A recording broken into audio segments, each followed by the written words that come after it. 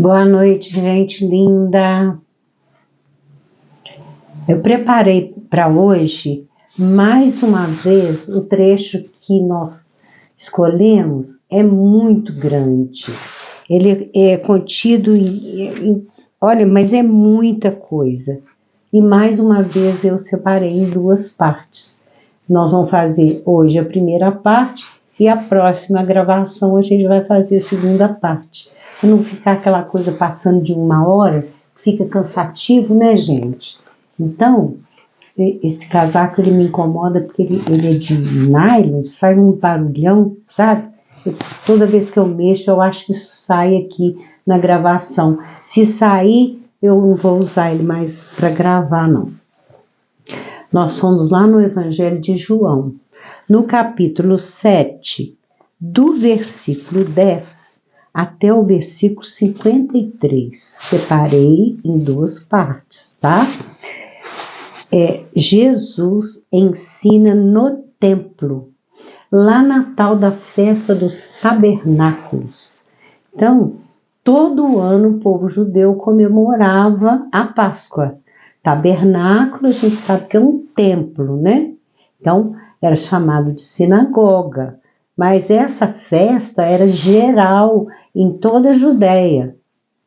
Todos os tabernáculos se reuniam no mesmo dia e o povo caminhava para lá. E o maior deles, é claro, era em Jerusalém, né? Então, em Israel, Jesus aqui ele vai ensinar dentro do templo, e coisa que não era comum, porque ele não era aceito pelos escribas e fariseus, os doutores da lei não deixavam. Mas nesse dia, eles cederam a tribuna para que Jesus falasse para eles. E João começa dizendo: mas quando seus irmãos já tinham subido à festa, então subiu ele também, não manifestamente, mas como em oculto. Irmãos, aqui que João está se referindo, são os apóstolos, né? Que seguiam Jesus. Eles foram à frente e Jesus vai atrás também, mas só que Jesus vai em oculto. Por quê? Primeiro que Jesus queria sondar o que estava acontecendo naquela festa. E queria também observar a atitude dos discípulos, né, dos apóstolos dele. E Jesus, então, vai em oculto. E também, porque como ele ali queria observar o ambiente para ele poder pregar, ele não queria que a multidão se acercasse dele e ocupasse o tempo dele para outras coisas. Ele não foi ali para atender a multidão. Ele foi ali para discursar no templo. Por isso é que ele foi em oculto. Assim, tipo meio despistado, no meio da multidão, no meio do povo, sem ser muito reconhecido, mesmo sem ser visto, porque senão a multidão não deixava ele falar. E ele tinha reservado esse dia da festa para ele falar. Ora, os judeus procuravam-no na festa e diziam: onde ele está? Os judeus aqui é todo aquele povo que vivia procurando Jesus. Falaram que ele vai estar aqui, cadê ele? Começaram a procurar por ele, né? E havia grande murmuração entre a multidão a respeito dele, de Jesus. Diziam alguns: ele é bom. E outros diziam: não, antes engana o povo. Então, olha só, o que os escribas e fariseus espalhavam, né? Alguma maledicência contra Jesus. Então, a multidão vivia se discutindo se ficava com Jesus ou se ficava com aqueles ensinamentos do Velho Testamento, que é lá dos escribas, dos doutores da lei, lá da sinagoga. Então, era assim uma divisão muito grande, colocava muita dúvida na cabeça do povo. Porque o povo era assim, praticamente servil a esses doutores da lei.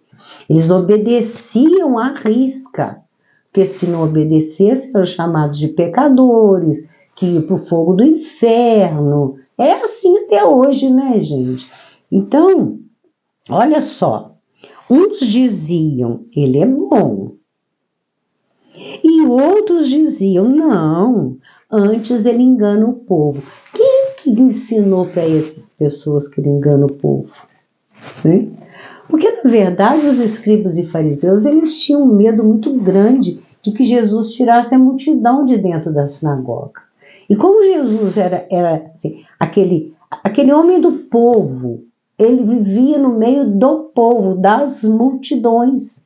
E as multidões estavam até mesmo esvaziando as sinagogas, porque eles queriam ouvir Jesus, as verdades que ele falava, as curas que ele fazia e também a autoridade com que ele falava e não fazia acepção de pessoas, fosse rico, fosse pobre, fosse doente, prostituta, leprosos, ele falava para todo mundo, para a multidão de modo geral.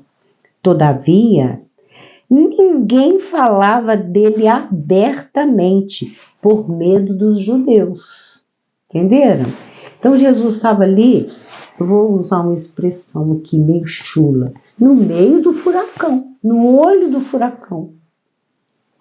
Né? Porque ali o comando, quando ele ia para Betânia, quando ele ia lá para Samaria, quando ele ia para Tiro, Sidom, Cafarnaum, ele encontrava um ambiente de pessoas assim, que não eram, como é que eu vou dizer, tão comandadas. Agora, ali, Jerusalém, é onde havia a maior sinagoga, vocês imaginam quanto que eles metiam a língua de Jesus.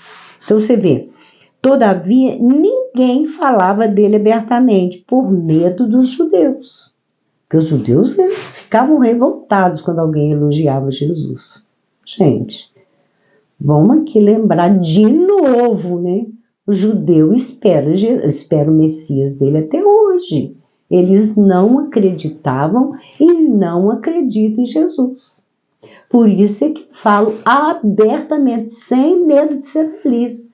Gente, para com esse negócio de ir para Israel, procurar Jesus. Cuidado para vocês não serem apedrejados. Vocês sabiam que tem grupo de crianças que são treinadas para agredir o turista que vai lá falar de Jesus?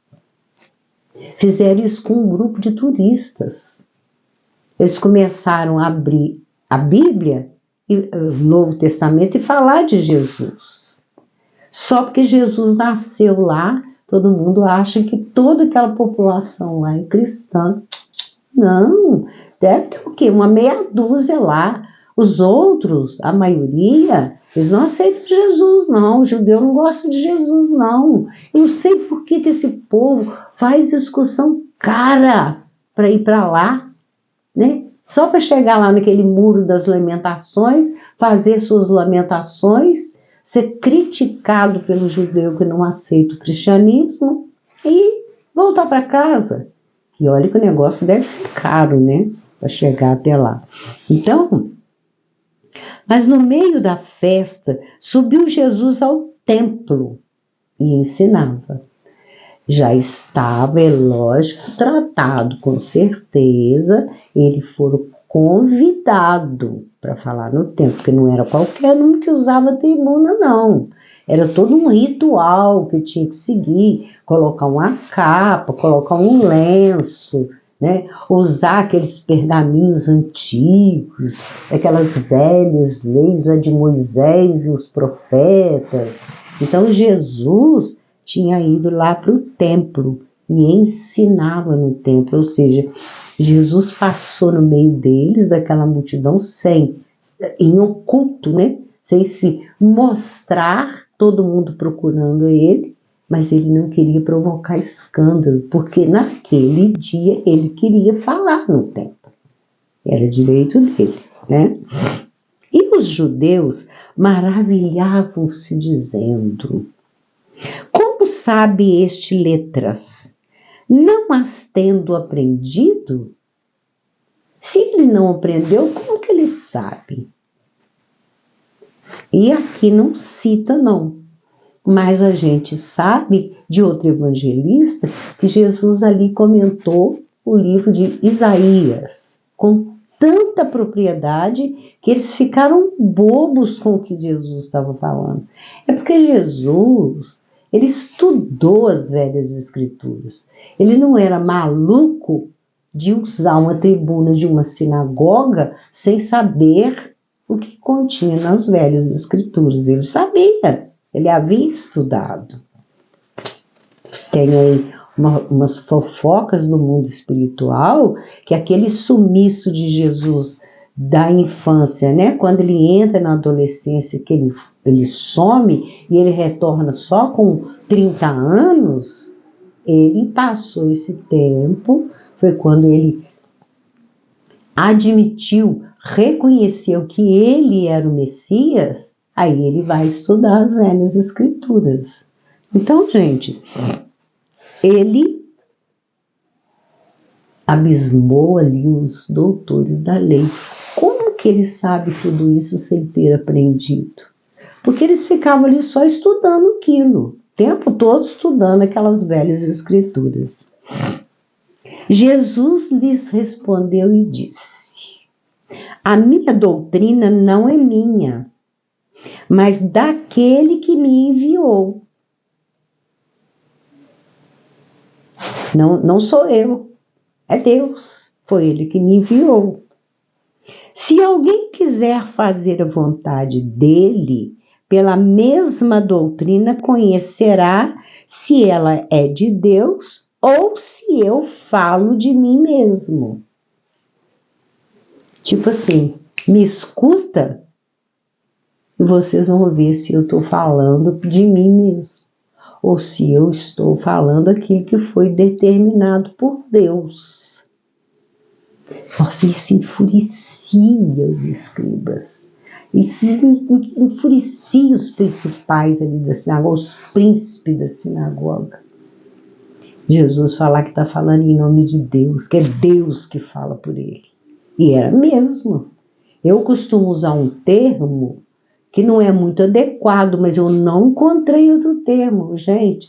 Jesus, ele foi o médium de Deus.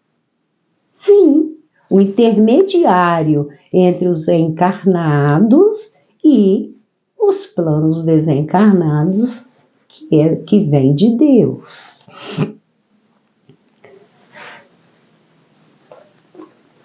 Quem fala de si mesmo busca sua própria glória. Mas o que busca a glória daquele que o enviou, esse é verdadeiro, e não há nele injustiça. Ou seja, gente, observa o que eu estou falando. Vê se vocês vão ver alguma injustiça naquilo que eu estou dizendo. Porque geralmente as pessoas sobem a uma tribuna, seja em qual religião for, não importa, e quer dar a sua opinião própria. O que Jesus está querendo mostrar aqui, que ali o que ele estava falando é o que vinha de Deus. Acorda, gente. Eu sou o Messias. Eu estou aqui para falar em nome de Deus. É o Pai que me enviou. Isso enfurecia aqueles homens. Então, essa coisa de falar, está buscando a própria glória. Aquela pompa de usar, né, a tribuna, de usar ali o chamado altar para a própria glória, para mostrar para as pessoas que têm conhecimento das leis, principalmente aquelas lá de Moisés e os profetas. E Jesus aqui está querendo dizer que ele não estava procurando a glória dele. Ele estava ali para apresentar o sentimento, o pensamento, o ensinamento vindo direto do Pai para ele. Porque ele era o escolhido para isso. É isso que eles não aceitavam. Não vos deu Moisés a lei? E nenhum de vós observa a lei. Por que procurais matar-me? Jesus sabia. Eles viviam doidos para pegar Jesus em uma armadilha para poder levar ele à morte. Como levaram, né? Mais tarde, Jesus já sabia. Por que procurais matar-me? Vocês não conhecem a lei? Vocês não estudam a lei? Lê lá na lei que eu estou lá. Gente, Zacarias, Isaías e muitos outros, Daniel, todos eles falaram da vinda do Messias. E mesmo assim eles duvidaram, mesmo assim eles não aceitaram. E não aceitam até hoje. Então Jesus está querendo mostrar para eles, vocês não estudam tanto a lei, as leis? Vocês não estudam tanto Moisés e os profetas? Vocês já deveriam saber quem sou eu. Por que vocês estão procurando me matar? A multidão respondeu e disse: Tens demônio. Quem procura matar-te? Quem está fazendo essa pergunta é alguém da multidão. Não são os escribas e fariseus, não. Tens demônio. Quem está querendo te matar aqui? Porque a multidão não sabia, ela não percebia. Aliás, gente, Jesus passou esse messianato dele todinho tentando convencer aquele povo quem era ele, para as pessoas acreditarem nas palavras dele a respeito do reino dos céus. Então, tens demônio. Quem procura matar-te? Mas os escribas e fariseus, os principais da sinagoga, sabiam. Respondeu Jesus e disse-lhes: Fiz uma obra e todos vos maravilhais. Que obra que ele fez? Qual obra?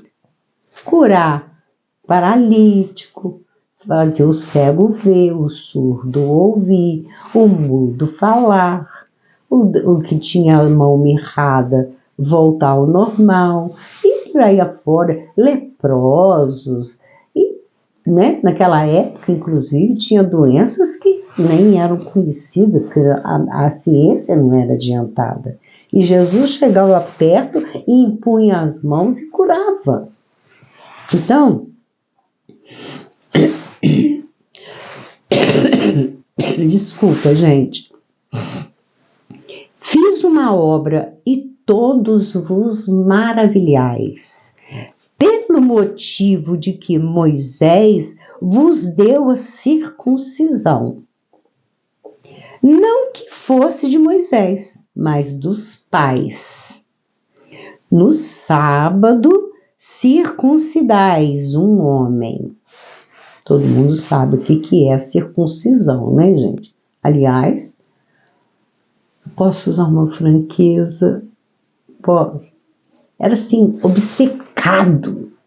Eram obcecados. Gente, Paulo tem uma carta, que eu não lembro qual agora, que ele só fala nessa tal dessa circuncisão.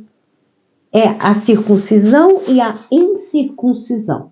A circuncisão é quem aceitava lá cortar o prepúcio do pênis. A incircuncisão é quem não aceitava. Isso era coisa de Javé, para marcar o povo judeu. É igual marcar gado. Que coisa horrível isso. Aliás, essa carta de Paulo é ótima, porque ele fala contra a circuncisão. Que doideira isso, né? Que coisa mais estranha.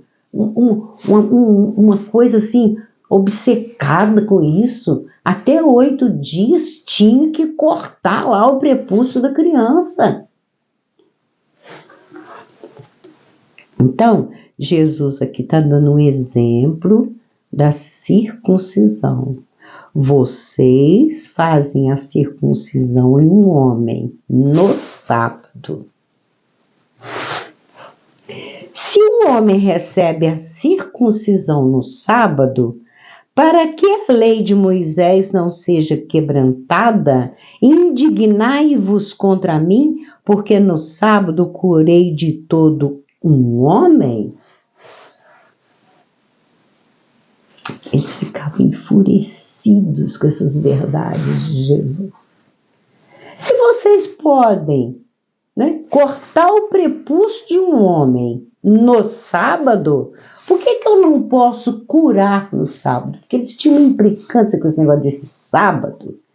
Meu Deus, que gente mais bitolada. Então não podia fazer nada, né, gente? Vocês sabiam que não podia fazer absolutamente, não podia varrer casa, não podia lavar roupa, não podia fazer absolutamente nada, não podia trabalhar em nada. Aliás, tem uma passagem no Velho Testamento, eu acho que eu já comentei ela aqui. Um pai de família viu que tinha acabado a lenha para colocar lá naquele fogão para fazer a comida para a família, para os filhos. E aquele homem então sai ali naquela vizinhança e vai catar uns gravetos.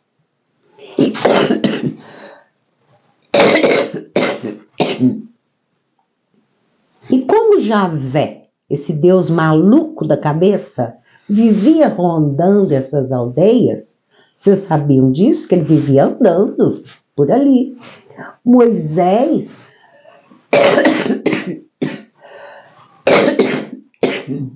desculpa, gente, se eu levantar um pouquinho a voz, pode contar que a tosse vem. Moisés, ele tinha uma evidência enorme, porque Moisés foi um dos maiores médiuns que passou pela face da terra, né? E ele via Javé andando entre as aldeias, naquelas casas. Naquele momento que aquele pai de família estava catando os gravetos, Javé chamou Moisés e falou com Moisés: apedreja, porque hoje é sábado, ele não pode catar lenha. Raciocina comigo? Catar a lenha não pode não, mas catar pedra para jogar no homem que estava catando a lenha pode.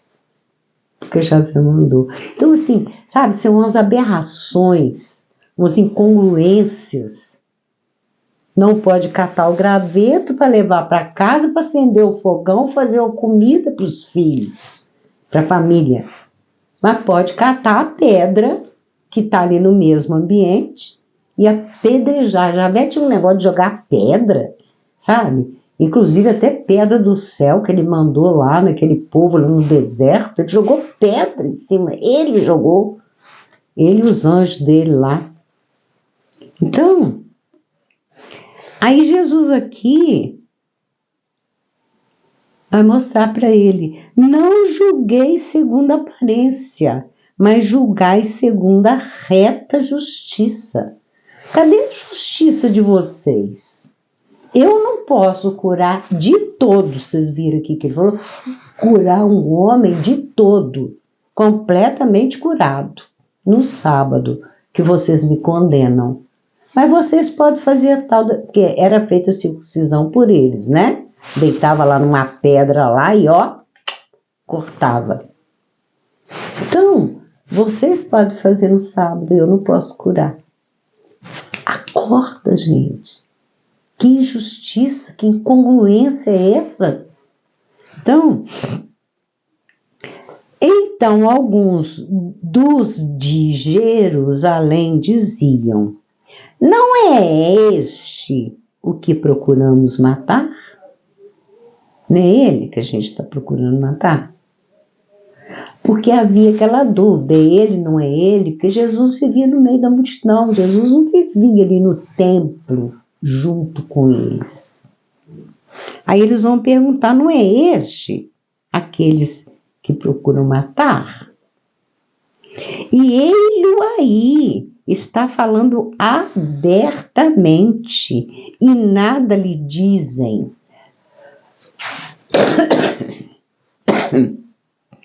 Porventura sabem verdadeiramente os príncipes que este é o Cristo?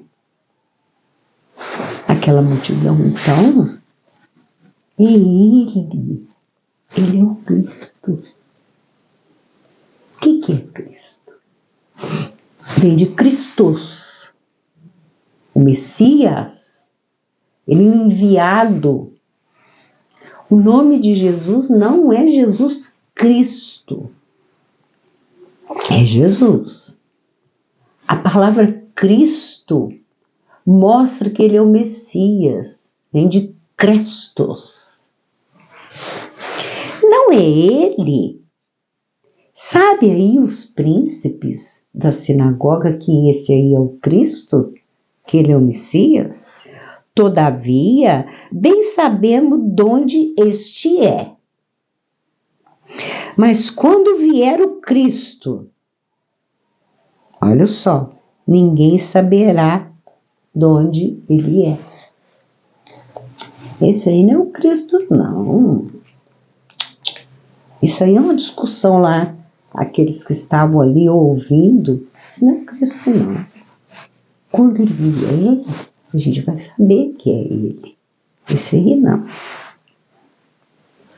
Clamava, pois, Jesus no templo, ensinando e dizendo. Clamava, falava inflamado lá naquele templo, deram a palavra para ele, ele aproveitou. Vós conheceis-me e sabeis de onde sou. E eu não vim de mim mesmo, mas aquele que me enviou é verdadeiro, o qual vós não conheceis.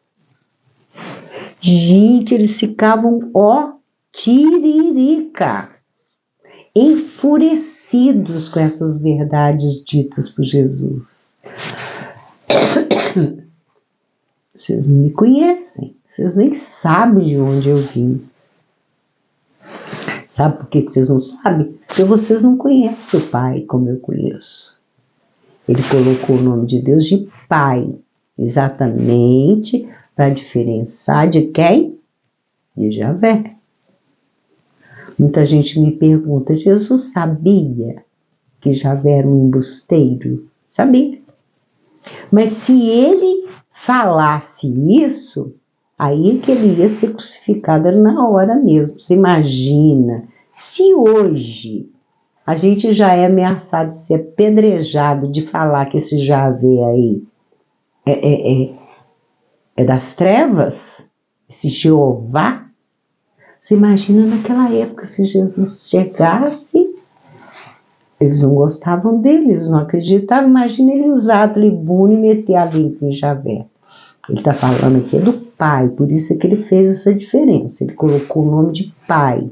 Pai amoroso, Pai bondoso, que é Deus.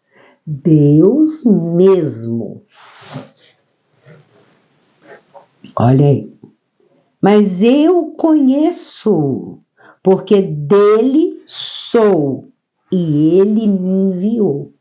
Eu sou de Deus, e foi ele que me enviou. Eu não estou aqui por minha conta. Foi ele que me mandou vir aqui. Aí olha o que vem a seguir, gente. Procuravam, pois, prendê-lo, mas ninguém lançou mão dele, porque ainda não era chegada a sua hora. Enquanto não chegou a hora, ninguém colocou a mão nele. Ele chegou a ser pedrejado. Ele chegou a ser ameaçado de ser jogado pelo precipício abaixo. Ele chegou a receber pedrada, ele e os apóstolos. Mas matá-lo, não. Por quê? Não estava na hora. E ele sabia que hora que era. E ele tentou o tempo todo esclarecer seus apóstolos. Gente, eu já recomendei para vocês a série The Chosen. E não sei se vocês estão vendo. Deixa de ver, não. É lógico que tem muita fantasia no meio, tem muita coisa que não está aqui no Novo Testamento. É americano, né, gente? Filme americano é assim mesmo. Mas tem tanta coisa boa lá. Eu choro quando eu vejo. Eu doida para chegar a temporada nova, para ver agora a segunda parte. Muito bonito. Então, Jesus tinha certeza que ele era enviado por Deus. Ele tinha tanto essa certeza que ele falava abertamente, foi o meu Pai que me enviou.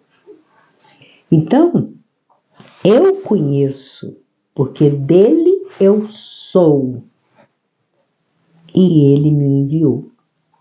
Procuravam, pois, prendê-lo, mas ninguém lançou mão dele, porque ainda não era chegada a sua hora. Então ele estava ali protegido, vamos dizer assim, tipo uma metáfora, né? Dentro de um casulo que ninguém o matava, porque não estava na hora.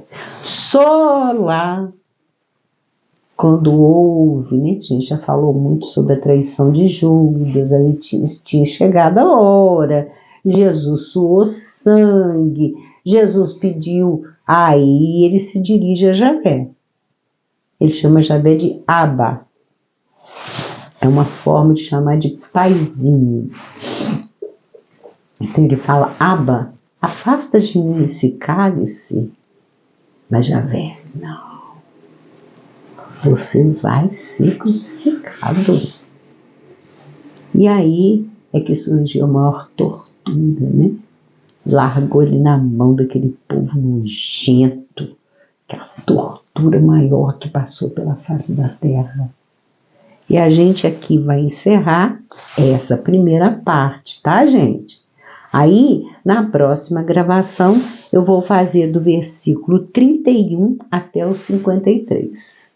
Não deixa de ver a segunda parte, não, para não ficar, né, picado assim essas duas partes. Eu faço desse jeito para não ficar muito grande, tá bom?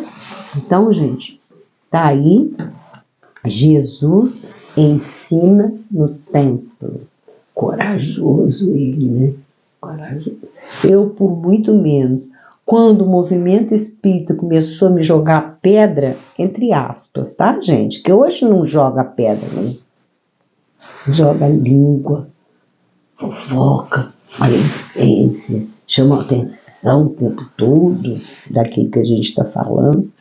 Então, por muito menos, eu deixei de frequentar o templo, deixei mesmo, de tanta crítica, sabe? De tanto aperto que faz em cima da gente. Eu deixei de fazer. Você imagina a coragem de Jesus entrar dentro do templo e falar dessa boa nova. Porque o que Jesus trouxe não foi para derrubar o Velho Testamento, mas complementar 1500 anos depois do Velho Testamento. O Pai o enviou para ele complementar, gente. Isso aí é cíclico. A cada era, nós recebemos uma nova revelação. Sim. Passamos por Moisés e os profetas, a vinda de Jesus. Quase 2000 anos depois vem o Espiritismo. E agora? Nós estamos com a revelação cósmica, que é chamada terceira onda. RC, revelação cósmica. Agora, a revelação cósmica já vem nos falar de mundos habitados, de vida extraterrestre, coisa que Jesus não podia falar abertamente. Sobre isso, a única coisa que ele falou é que há muitas moradas na casa do Pai. Que se ele falasse abertamente também de vida em outros mundos, era capaz de Isaías e matar ele antes da hora mesmo, né? Então, gente, fica aí o ensinamento de hoje, que é a primeira parte, e aguarde a segunda parte. A nossa frase é aquela que eu falo com vocês, que é a minha preferida, né? Mas, se vós soubesses o que significa misericórdia, e não, misericórdia quero, desculpa. Se vós soubesse o que significa misericórdia, quero, e não sacrifício. Não condenareis os inocentes. É isso que escrito aqui nesse meu código. Eu sou apaixonada nessa frase de Jesus. Vai saber o que é misericórdia. Misericórdia contra matança, contra genocídio, infanticídio, guerras sanguinolentas, misericórdia contra matança de inocentes, abuso de inocentes, misericórdia para com os animais. Hoje eu conheci uma pessoa gracinha, um amor, um verdadeiro protetor, um verdadeiro pai dos animais que ele tem, que ele trata. Um amor de pessoa. Então eu fico olhando, porque quanta misericórdia de uma criatura. E quantos animais judiados por aí, gente. Que loucura que a gente vive. São inocentes. Inocentes. Como que se tem coragem de pegar um animal, principalmente um mamífero, colocar em cima de um altar, esquartejar esse animal para poder espirrar sangue para todo lado,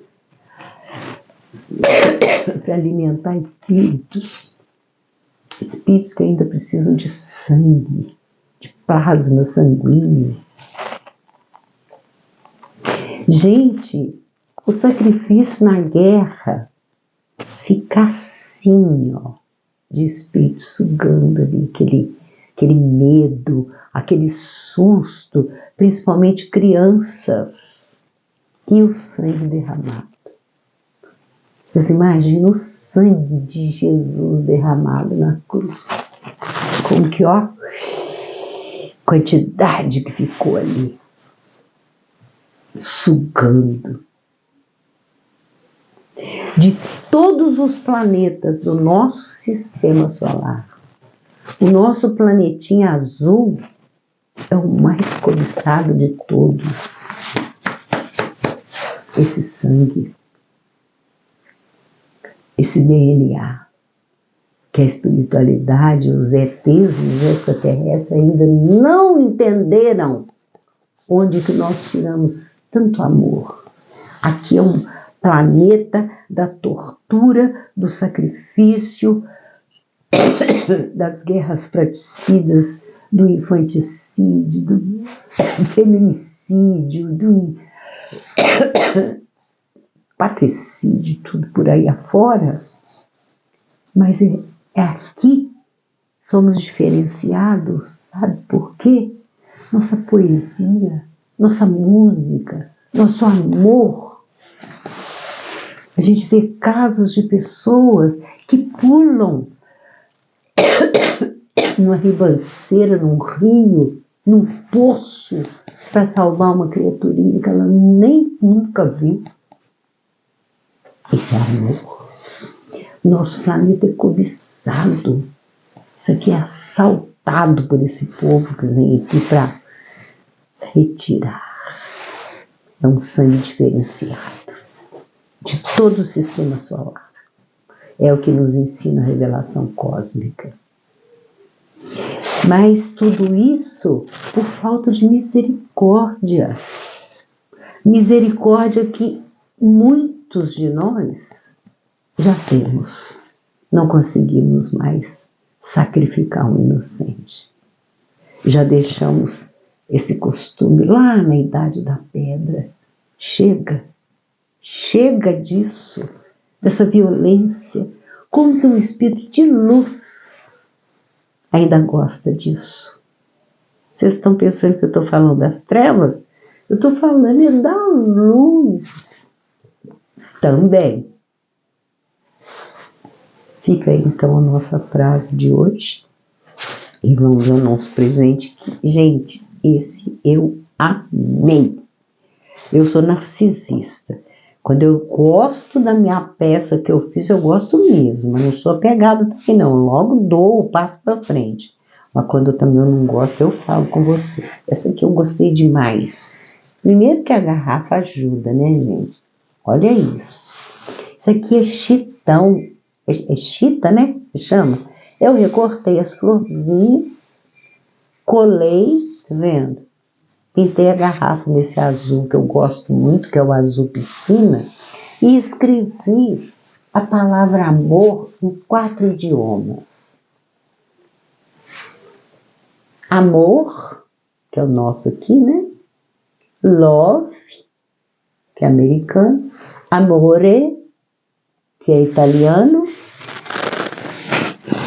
Aqui nós temos amour, sei lá como é que pronuncia, que é o francês. Então fica aí essas palavras que é amor em vários idiomas e essa garrafa, né, que você pode colocar, fazer de jarra ou simplesmente, olha só, deixá-la lá no canto. Olha que lindo que ficou. Só que aqui eu acho que dá para ver o contrário, né, gente? Eu não entendo muito isso não, mas eu acho que ficou o contrário. Amor, love, amore. Aqui é amore, amor e amor. Tá aí, então. Se você gostou, busca seu presente. Um presente também um beijo no seu coração.